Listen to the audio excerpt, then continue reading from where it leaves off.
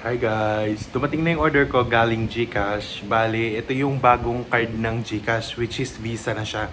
Kasi yung dati, meron na ako ng Mastercard. But ito yung bago, yung Visa at guys, papakita ko sa inyo yung bago niyang design. Yan. Sa mga gusto rin umorder ng bagong card ng GCash is punta na kayo sa app. Tapos dun sa view all, piliin nyo lang yung card tapos order a card. Yun lang, ganun lang kadali. So yan, open na natin. Ayan. Ayan.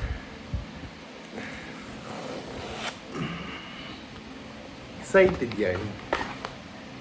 So ayun na guys. So, bago din yung packaging niya. Ayan. Kung makikita nyo, ayan. Let's open it. Wait lang. Inosente. Ba't ganun ang gulo? Paano buksan to? Ay. Ayan. Wow! Ang ganda niya. Ayan guys. Bali guys, ayan o. Ayan guys. Bali ayan, yung bagong card ng GCash. Mas safe na siya kasi.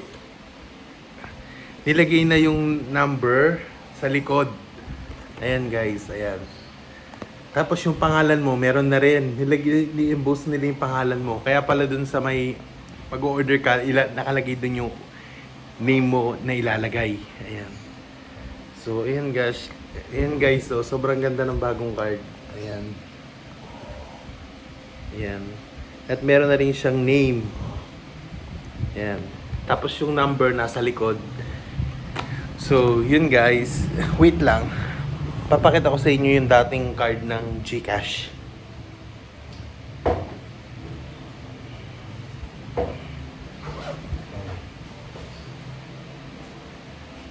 Para ma-compare natin. So, mga order pala, yun nga guys, Visa na siya. Dati kasi Mastercard. At mas maganda yung conversion ng Visa kasi mas mababa siya ng point something sa Mastercard pag gagamitin niyo siya sa foreign exchange. So, ayan. Ay, nasa na yung bagong Gcash. Ayan. Ayun, ito. Para ma-compare natin. Ayan. Ayan. Kung mapapansin nyo, ayan. Yung itsura niya, ito yung dating GCash which is Mastercard. At ito na yung bagong GCash. Ayan. Na Visa. Tinatakpan ko guys, yun yung nakalagay kasi yung number niya nung GCash. Kaya dito mas safe siya sa transaction kasi nasa likod siya.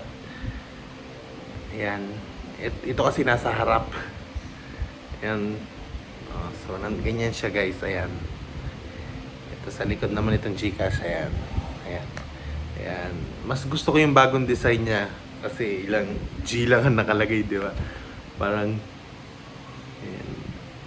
Yan lang guys. Sa mga gusto kong order, yun na nga. Go to app, just order na kayo. Tapos may mga nagkakaproblema daw na dito sila maka-order. Make sure guys na ginagamit nyo talaga yung GCash nyo. As in, na hindi siya yung bagong gawa lang, tapos wala pang pera yun. Hindi mahirap maka-order pag mga gano'n. Kailangan talaga, nagagamit nyo na yung GCash nyo sa mga transaction. At sa mga nagkakaproblema, hindi maka-order, uninstall nyo yung GCash, tapos install nyo siya ulit.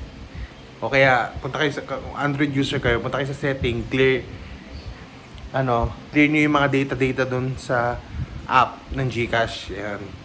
So, yun lang. Sobrang ganda ng design.